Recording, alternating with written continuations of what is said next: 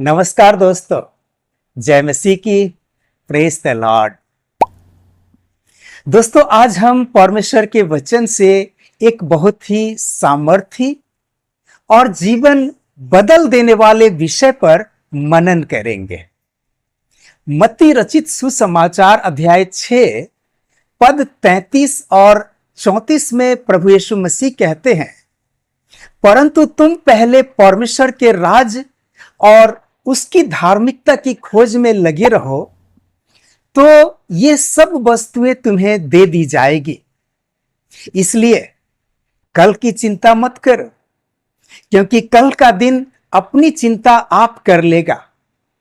आज के लिए आज ही का दुख बहुत है।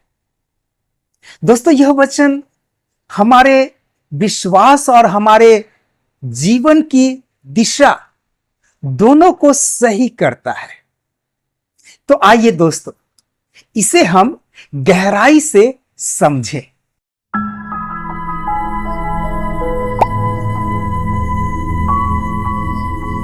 मेरे प्रिय भाइयों और बहनों, जब हम पद 25 से 32 तक पढ़ते हैं, तो प्रभु यीशु मसीह हमारे जीवन की 3 मुख्य चिंताओं पर ध्यान दिलाते हैं।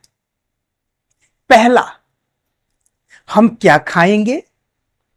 दूसरा, हम क्या पहनेंगे। और तीसरा, हमारा भविष्य कैसा होगा।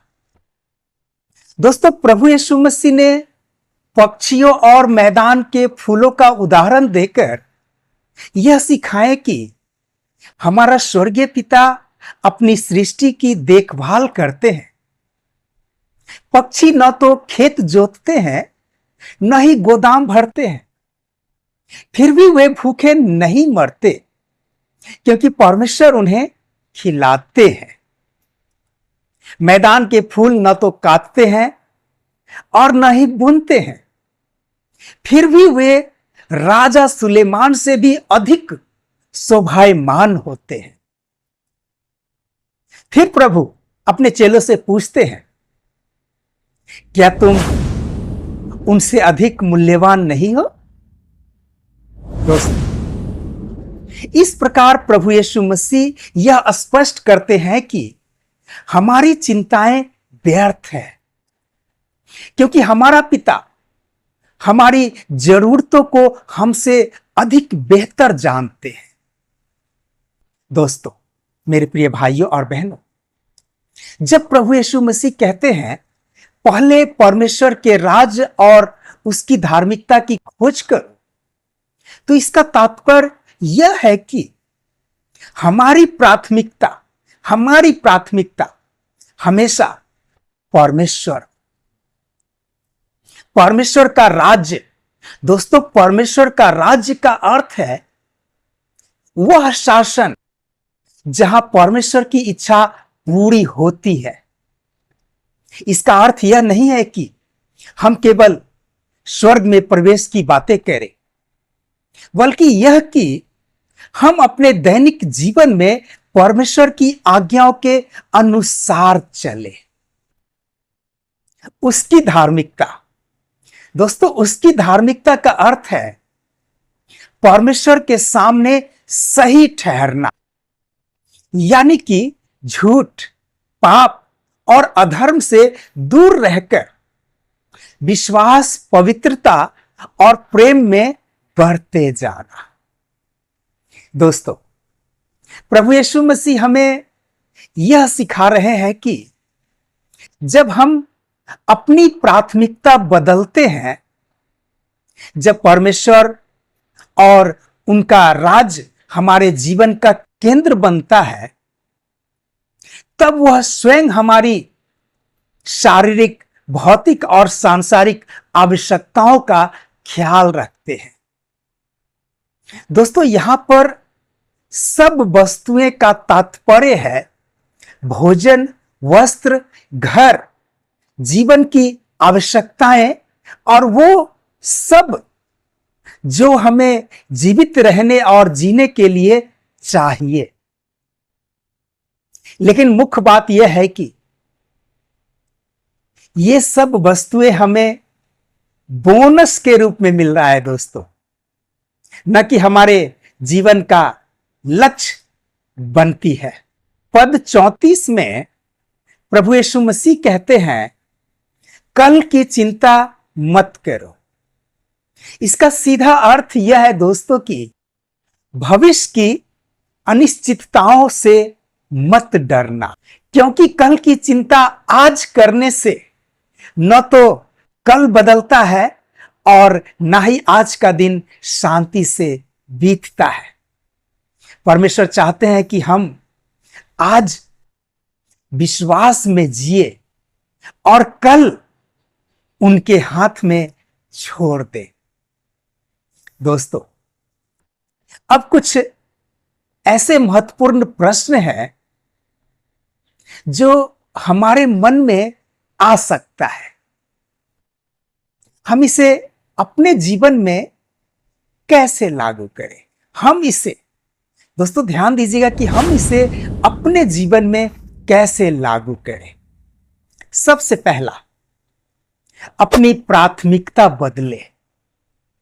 दोस्तों, सबसे पहले परमेश्वर को समय दे। प्रार्थना, वचन का मनन और संगति में।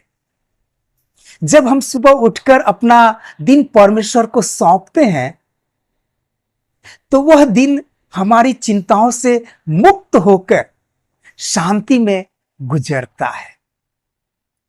दूसरा, विश्वास का अभ्यास करें।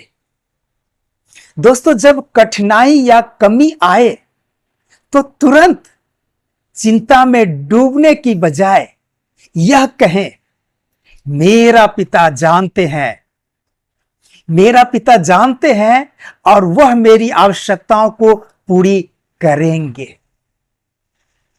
तीसरा, भौतिक वस्तुओं के पीछे न भागे।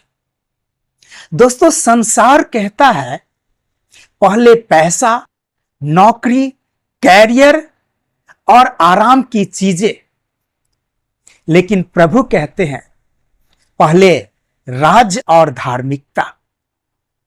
तब हमारी प्राथमिकता बदलती है तो बाकी सब वस्तुएं हमें बिना चिंता के मिल जाती है। चौथा दोस्तों, चिंता को प्रार्थना में बदले। दोस्तों, फिलिपियों की पत्री अध्याय 4 पद 6 कहता है, किसी भी बात की चिंता मत करो, परंतु हर बात में प्रार्थना और विनती के द्वारा अपनी विनतियां परमेश्वर के सम्मुख रखो। दोस्तों, चिंता हमें कमजोर करती है, लेकिन प्रार्थना हमें सामर्थ्य देती है।